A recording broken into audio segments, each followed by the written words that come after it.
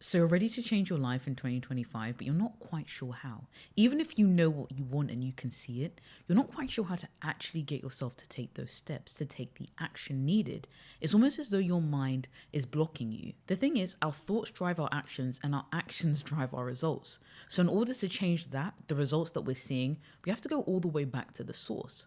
Effectively, we have to reprogram our minds. Books have been a crucial part of my journey and reprogramming my mind over the years, right? Unlearning things that weren't helping me get forward, weren't helping me take the action I want in terms of my finances or my content or my relationships, letting that go and actually forming a new outlook on life and myself. Books, they were pivotal. So in this video, I want to share some of the books that I've used to shape my thoughts and reshape my outlook in order to see the results that I wanted in life. So let's just get into it. The courage to be happy also includes the courage to be disliked. The first book on this list is The Courage to be Disliked. This is a very interesting book that is set up between two individuals, an older philosopher and a young man who is suffering mentally with his place in life, right? He's failed to take the action required to see the results he wants in terms of his relationships, in terms of his work, in terms of his confidence. And the philosopher effectively proposes this idea that the issue that you have with your life, in fact, almost all of your suffering is tied to your interpersonal relationships.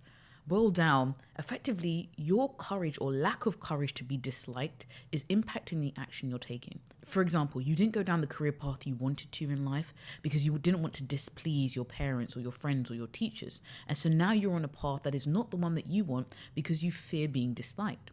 Or you're not putting yourself out there in terms of your content or your networking. You're scared to trip up. You're scared that something you will say will inevitably lead to you being disliked.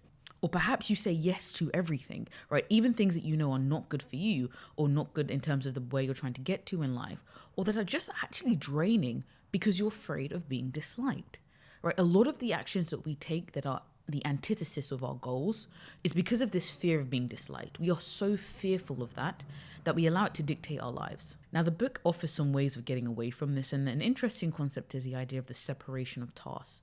Effectively, it is not your responsibility, and nor can you actually control how people see you. You can control how you show up in this world. You can control your actions, right? You can even control the way that you respond to things that are happening around you. You cannot control what people interpret from you and how you go about your life. And you shouldn't try to. And there are so many times when we try to impede on tasks that are not ours.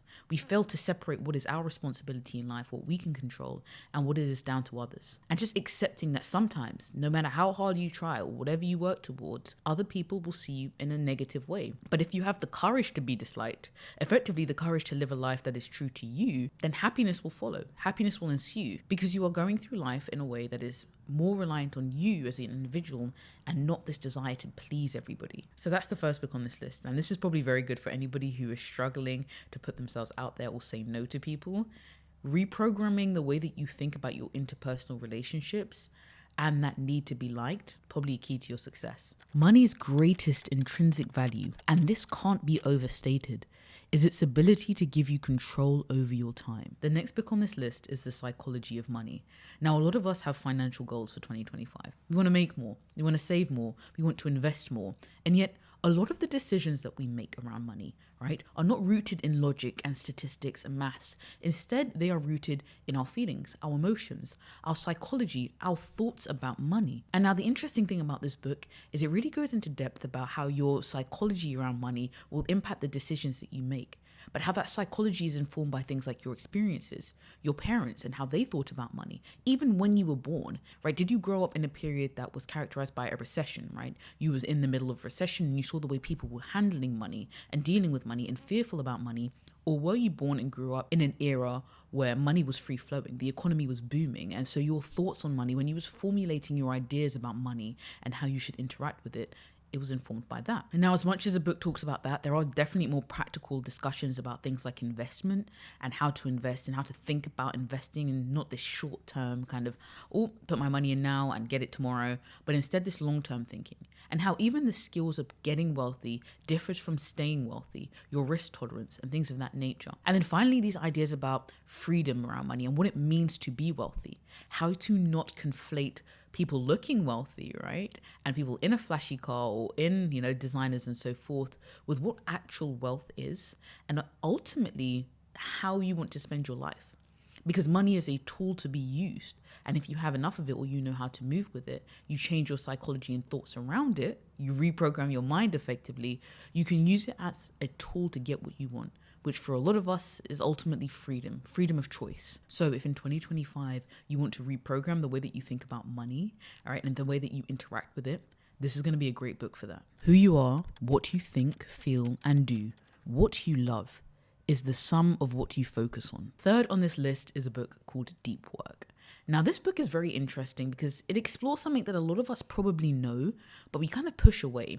This idea that to get quality work, especially in a world where we have more technology and tools that can do the shallow work, they can do the surface work or the very repetitive tasks. To get into that place where we can create work that is operating at a new level, that really taps into our creativity, that is something that can change and impact the people around us, make movements effectively in whatever industry or whatever creative field you're in, requires deep work.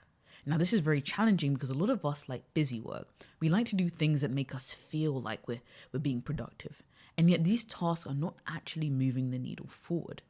And so the author talks about the need to set out time to get deep into work, to allow your brain to start to enter a flow state effectively. That can only happen when you are not kind of surrounded by distractions and constant interruptions.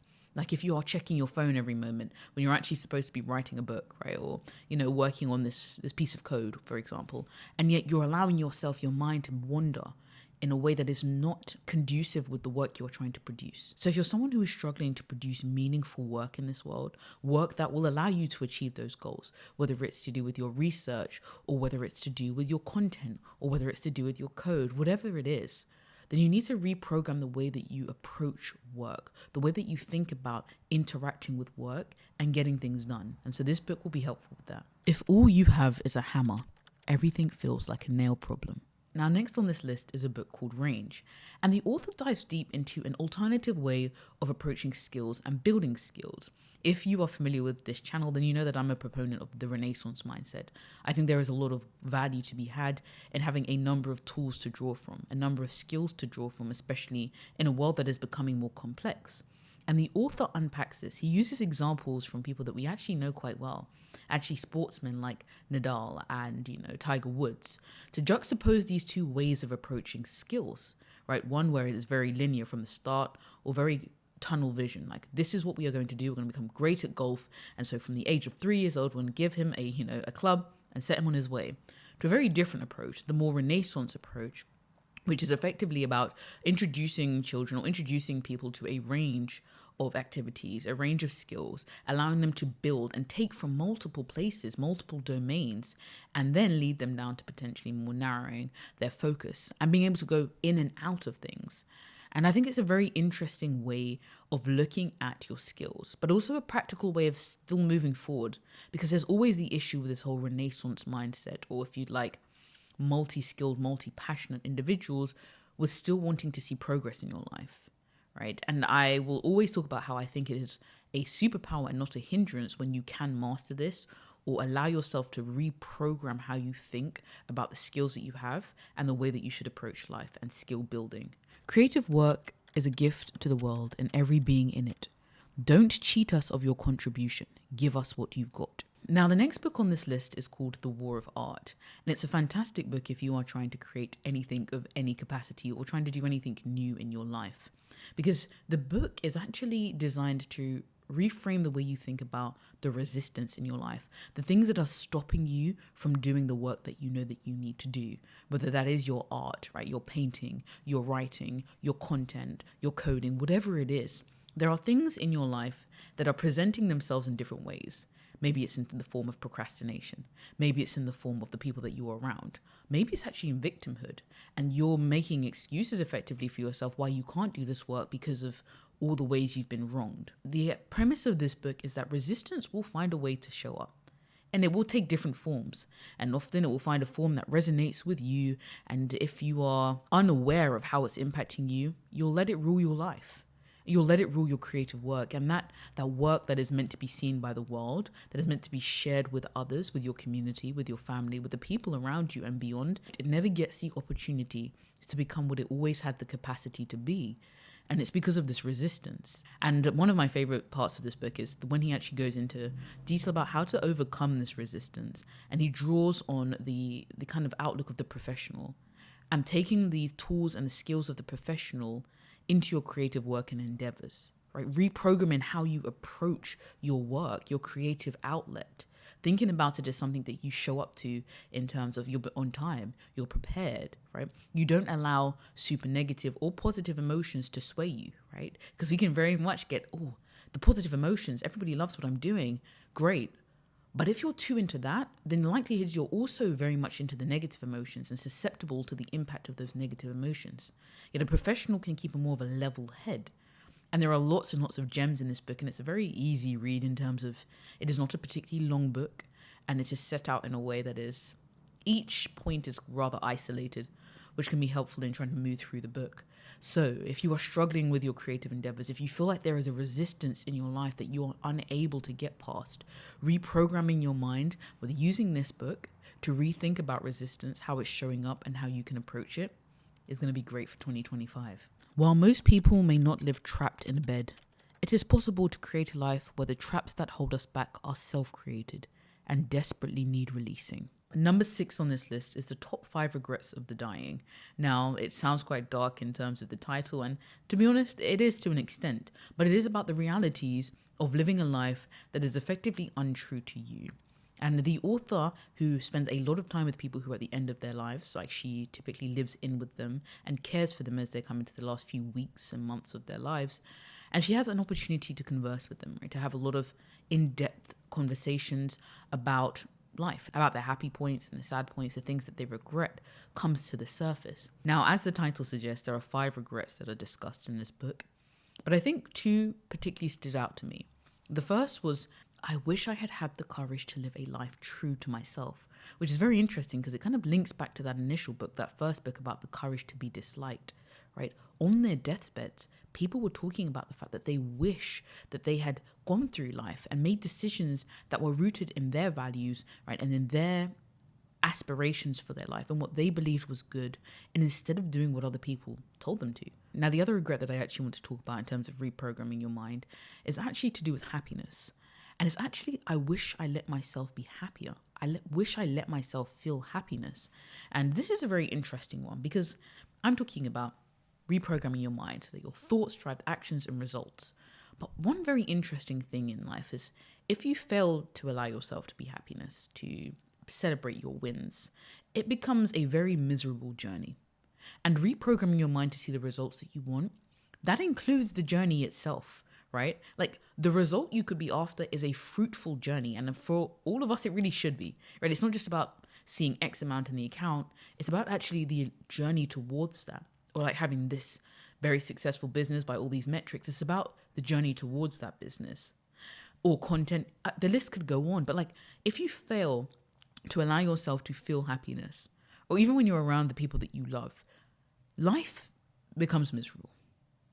And if you want, like I said, to live a fruitful life, you want 2025 to be a year of not only success by outward metrics, but also internally, then it's going to require that you rethink happiness. You rethink your ability to allow yourself to feel positive emotions. So this is an opportunity for us to use the regrets of others to forward our own life so that we don't have to live a life where we have those same regrets.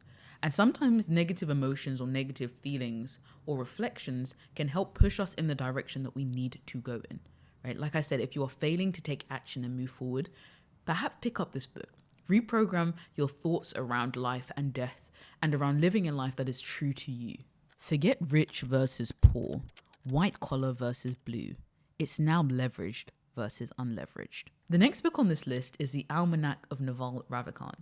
Now, this is an individual who's quite large in the investing world, but also where investing meets philosophy, and has a very large following on Twitter and a very large fan base in general. But he has very insightful thoughts around investing, around building wealth and happiness. And some of the things that I found very interesting when I was reading this book is the discussions around leverage and being able to use leverage to move yourself forward, whether it is financially. Well, there is a large focus on the wealth and financial component in the first part of the book, and happiness and how it links in the second half. But he speaks about 4 forms of leverage effectively. Some of them are more archaic, old ones that we know, and a few of them are new. And I think this changed for me the way that I started to think about content. Like, I'd been doing content for years, but it something clicked in me. I was like, wow, this is a very powerful tool that I can use for leverage. So let's at a very high level talk about the 4 forms of leverage in this book. The first is capital, so effectively money. You can use money to invest in technology, in tools, in people, and other things, and use that as leverage for your outputs. Understandable. The second is labor, which is where if you can hire people, if you have access to people, then you can use their power, right, their strength, their thoughts, and so forth, as leverage to, again, increase your outputs and, the quality of your outputs. Those are quite challenging ones, and they're rather archaic, right, in their nature.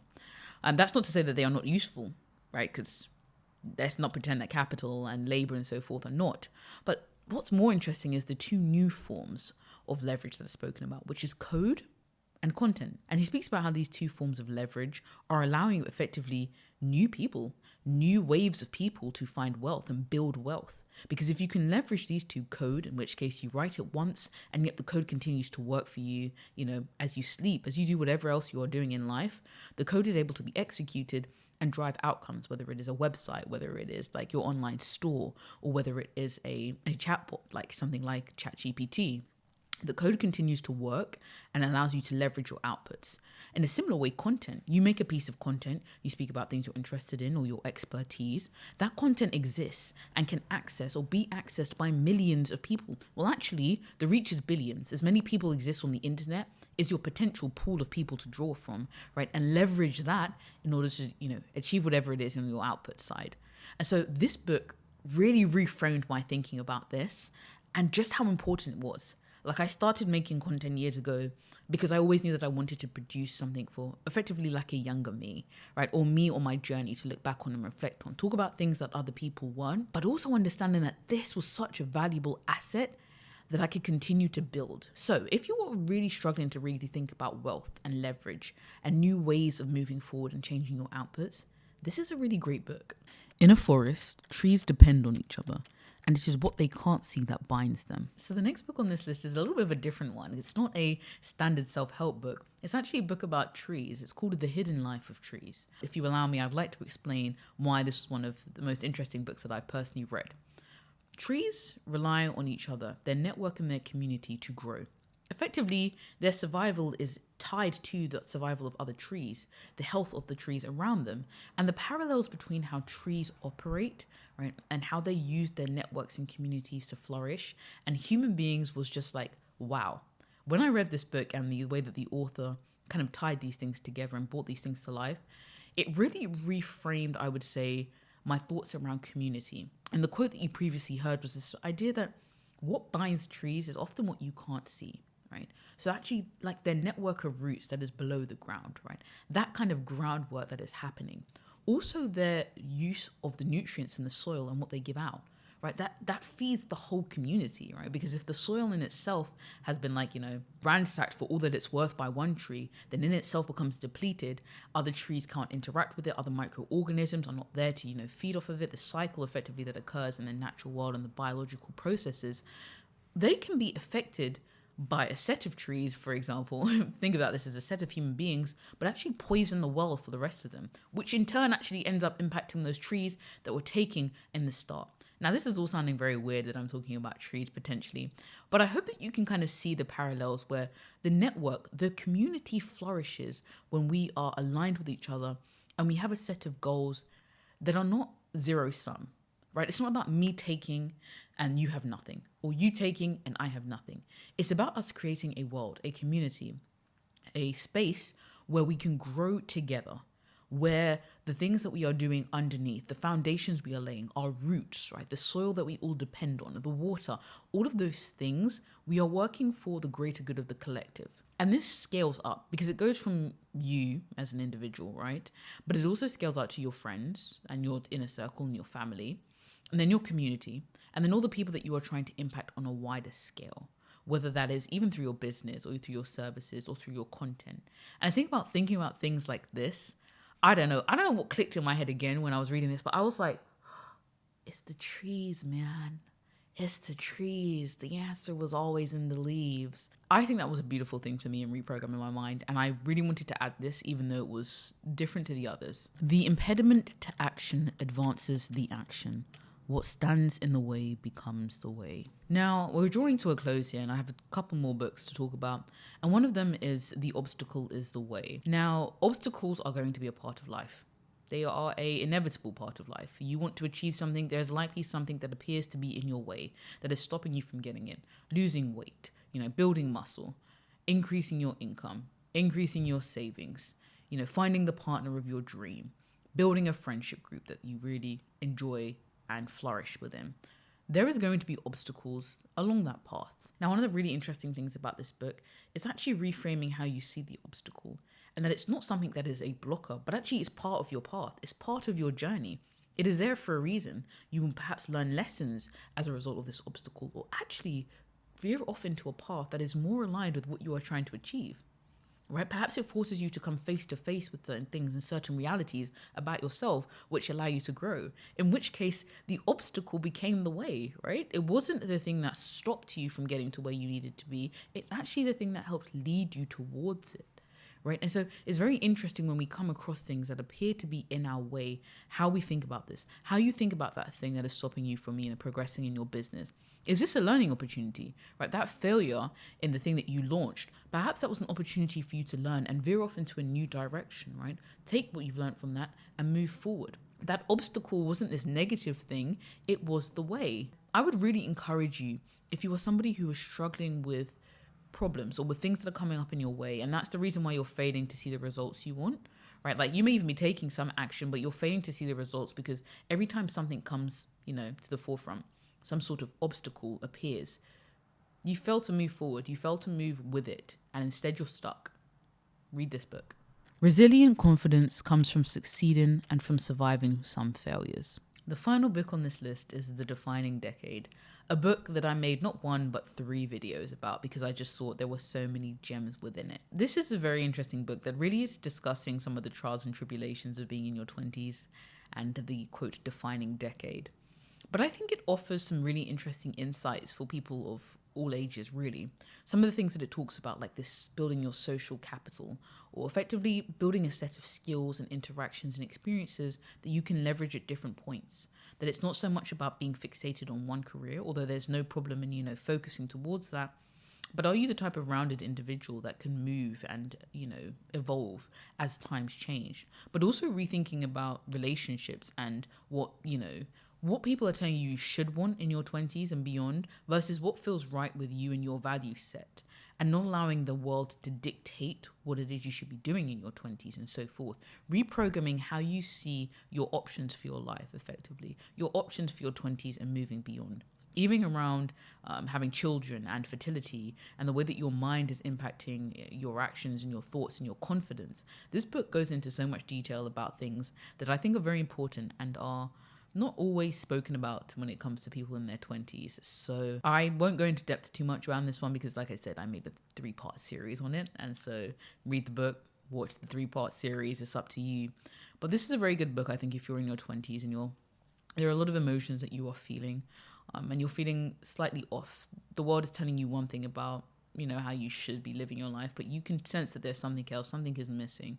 And that's the reprogramming that exists with this book. That was a lot of talking. But as you can probably tell, quite a big fan of books. They're not the only form of media that I consume. Like, I love YouTube videos. I think I'm actually an addict. But I hope you gain something from this. And I hope you choose a few maybe of these books to take into 2025 and allow them to reprogram and reshape what you think is possible for your life. And I will see you in the next video.